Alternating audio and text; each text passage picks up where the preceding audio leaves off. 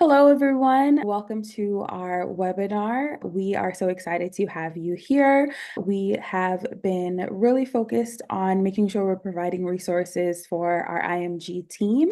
I have my co-host here, Allison, who is the president, and I am the vice president. And we're so excited to share a lot of the changes that has been happening with the EM world at this time. And one of them you may know leading up to the new cycle is that the emergency medicine sector has decided to move from ERAS now to residency CAS. So this is a big jump for us. We're going to get into all of the details, what you need to know, especially as an IMG, what changes are going to be affecting you. And we also have a wonderful PowerPoint that will be linked on our website where you can go ahead and find further resources as well. So we're excited. All Great. right. Welcome, So everyone. Yeah. absolutely. Allison, if you want to take it away, what is residency CAS? You got it. Residency Cast, I'm just going to pull up the resource right now. So this is the new application process. This is where you would potentially log in after you receive, just like the ERAS application, you get a token or permission from your medical school or from ECFMG, obviously, if you're an international medical graduate. Okay. What's really good about this website is that it does have a quick guide. And it has a quick guide of what it is all about, even a video to help you get instituted into it and ready to go, even worksheets available to you. The reason why they really got into doing this application and doing it separately is for two things, is that they were a lot of residency programs were getting a vast amount of applications. They weren't, because of the number of applications each program was receiving, it was hard to give a holistic review of the applications and then also be able to see what the strengths of the applicants were. So this was a new step to go the same as OB-GYN had gone in order to use a system that is more straight line, easier for the programs to also complete data to see how many applicants have applied overall to EM instead of getting all of this data and information after the match, say in April. It doesn't really do the programs any justice or any help at that time. Absolutely. Yeah, and this is just a wonderful guide as well, as explained already. But I want to know what do you feel about this? Do you feel like this is a good change, a bad change? If it lives up to its hype, I think this will be an extremely good chance and good change for especially IMGs. The reason why I say that is twofold. The first is that if it promises to give a more holistic review, then that's for the benefit of an international medical graduate, regardless if you're US or you're a non-US citizen. The second thing I think will really be beneficial is that applicants, especially international medical graduates, they tend to apply to more than one specialty. So, with emergency medicine being separate now through residency CAS, they can also do the ERAS application, but have that more tailored towards potentially a second specialty like family medicine, or it could be preliminary or surgery, or even internal medicine. So that way, your defining characteristics that you put there don't have to be just generally neutral. You can have them very specific and focused for family medicine, whereas before, emergency and family medicine was together. So then that way, you had to tailor it just to medicine in general because you didn't want to look, your application didn't want to look too heavy in emergency medicine or too heavy in family medicine. So you had to mold the two together. Whereas this, you would have two separate applications completely, one 100% dedicated to emergency medicine, and then you could have a second application on ERAS with 100% dedication to family. So that I feel, I believe, in my personal experience, not experience, but my belief is that it is to the benefit for sure. Yeah, I think it's going to be a good change. At first, I was a little nervous to hear about it because you just don't know. That can already be an anxiety-provoking time to apply for a match. And then now to know that you have to use a whole new system that's not ERA, something that you have got like a preview to if you had an upperclassman that would just tell you how to go through the portal. But now that this is the route that emergency medicine has taken, it isn't something additional to learn, but I do see just going through the tutorials and some of the application stuff, it looks as if everything is a one-stop shop, which is a great change from Thalamus. Thalamus was something separate or with ERAS. Right. So That's now right. residency cast, you can do the interviews there, you can communicate there. It's all in one go, and it seems to be a bit cheaper. So I think this is actually going to be a very positive change for EM. That's right. So included in our slides, the PowerPoint presentation that we'll have on the website as well, it will give you some resources, some links in regards to different resources, and then the cost. So the cost has actually gone down. So that is definitely beneficial for a lot of applicants. Absolutely.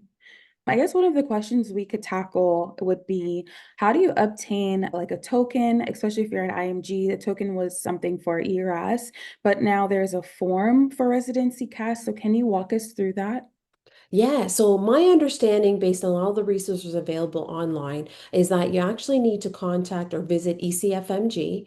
And then if ECFMG is there's a portion that you would fill out the residency application support form and pay an associated fee. And then once that form is received and processed, like it says here, ECFMG will contact and be able to pretty much give you or gain access or key code or what have you for a residency cast. Okay.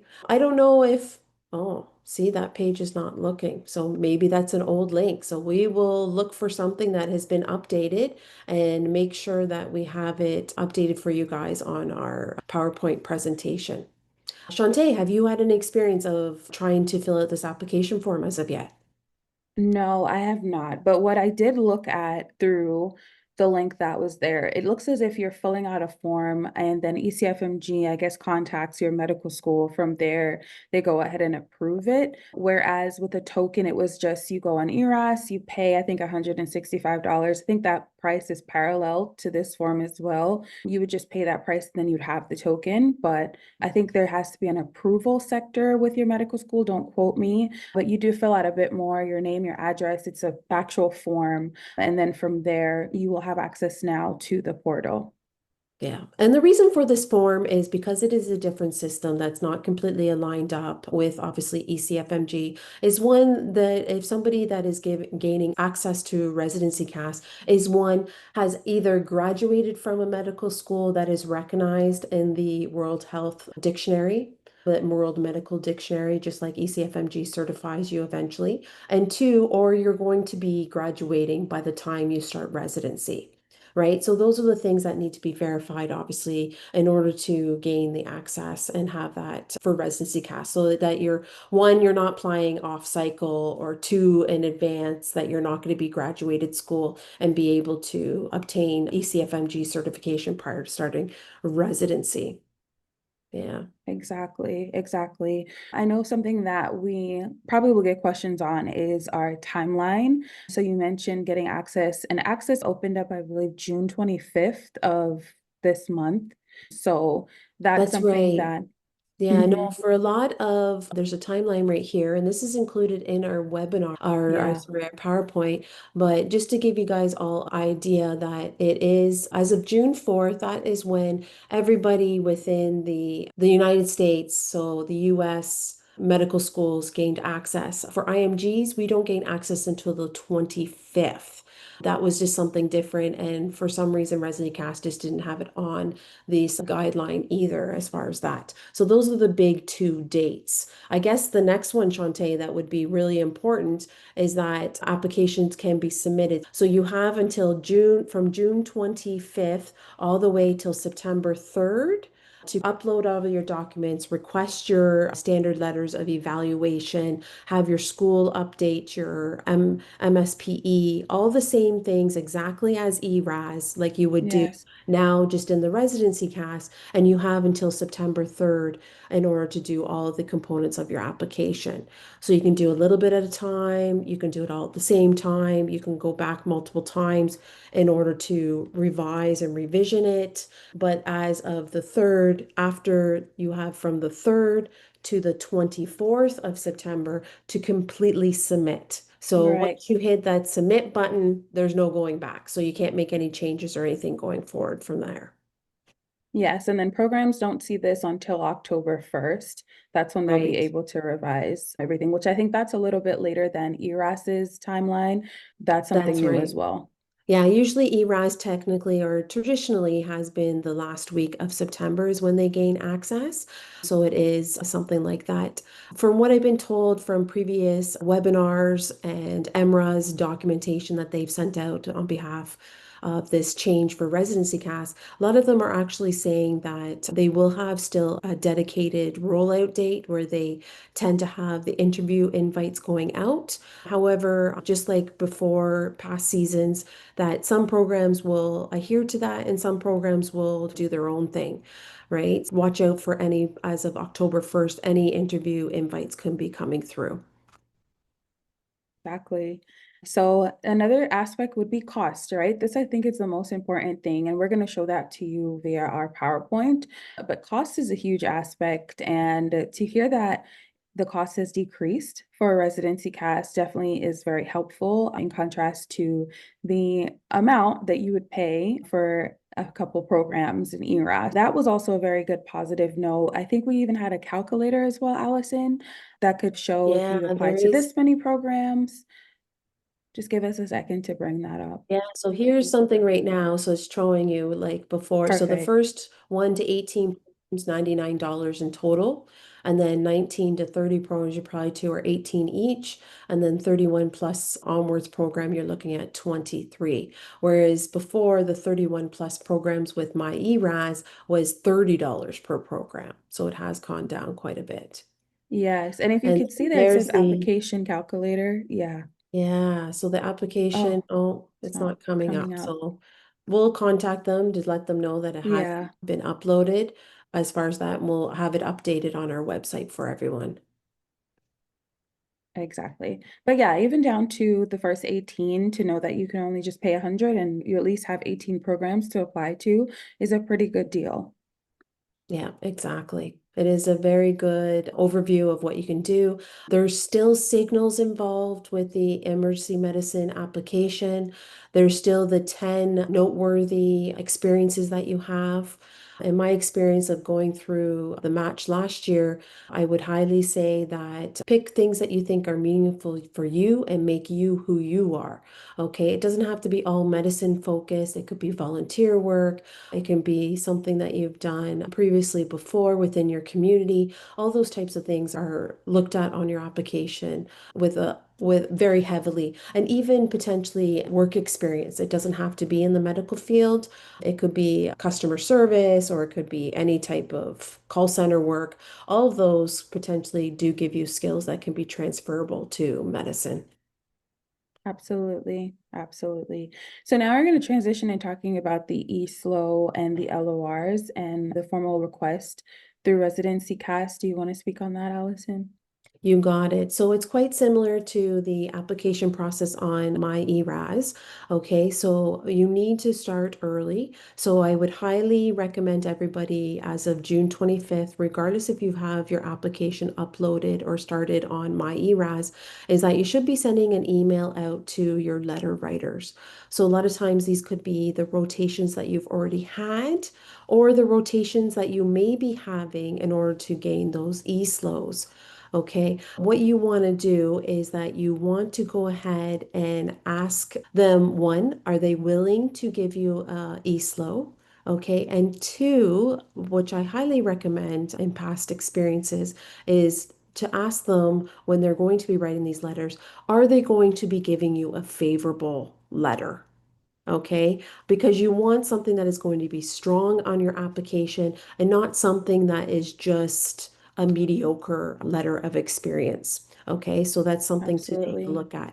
So, what you would do is when you're on the residency cast, inputting information under the LOR section, is that you would actually physically put in a formal request. You put in the email of the individual that will be writing your e-slow.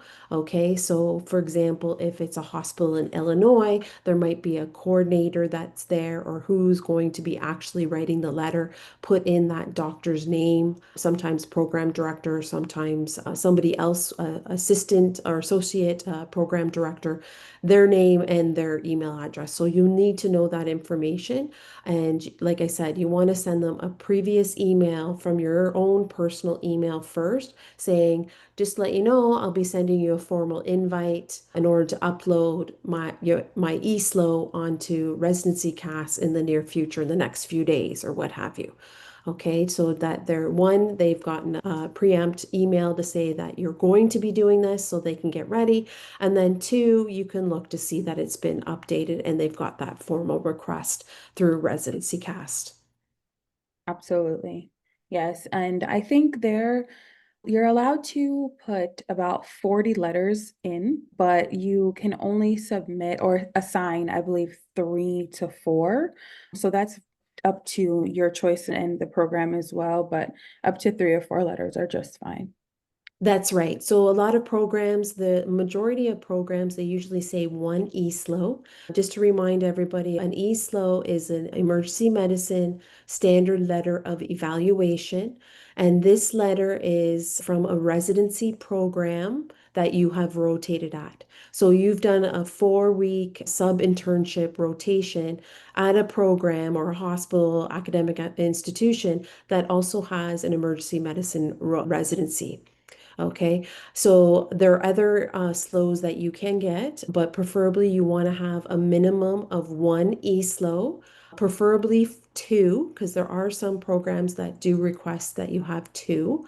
Okay, and then beyond that, you could have an O slow, which is a letter from emergency medicine rotation, but that did not have a residency. You could have an OSLO is also, say, for example, an internal medicine doctor that did it, but they can gain access on Cord in order to write you an OSLO. So it's other service, kind of a doctor that is not emergency medicine certified has written that letter. And then you can also potentially get a subspecialty slow. So these are things in fellowships of emergency medicine, like toxicology or even ultrasound, that you could get slow. But they do not have the same weight as the E slow. Okay, and all this information, like I said, will be a link on our site and on our PowerPoint presentation, especially with the EMRA Court Advising Students Guide in regards to the difference of the slows and how they are uploaded and put into the new system. Absolutely. Yeah, so I think those are the general questions that would be addressed. If you have any further questions, you can definitely call Residency Cast. They are open and available to take your call. They do understand that there's going to be high volumes due to the changes, so they are willing and ready to work with you. One thing I already know is that they do not have a parallel system with ERAS. So if you are a prior applicant, or let's say you had your letters saved, unfortunately, they do not go over to Residency Cast. You're going to have to request your letter writers to re-upload that again. But if you're an IMG and you already have an MSPE and your transcript, I believe ECFMG will be able to upload those. So I don't believe you have to go back to your school. But again, obviously, you can call Residency Cast to make sure that information is up to date and just see how you can transition through this. So I know this is a stressful time for everyone and also an exciting time. And to have to learn a whole new system on top of applying, it's not fun, but definitely reach out to your OBGYN friends who may have already done Residency Cast. Tune into our resources and our webinar. And if you have any other personal questions or just want to talk to us, we are there. Our names are on the website as well, and we are happy to help. You got it. Yeah. Yeah, thanks, Shantae. So what we'll Yep. do, that's a good point, is that if anybody has the questions and trying to tackle a new thing is always greater and more numbers. So in the actual PowerPoint presentation, I will make sure that we attach both myself and Shantae's email address. So if you'd like to have any questions or if you have any concerns about anything, most certainly we will have that there and we will be ready, willing to answer any questions that you have about the new system. Okay. The best thing to do, start early. Get your documents uploaded early so you know if you have any issues or problems, because then you have lots of time that you can review it before you submit it. Absolutely. Right. Thank you guys so much for tuning in. Till next time, in the life of, presented by the AAEM RSA International Committee. Thanks, everyone.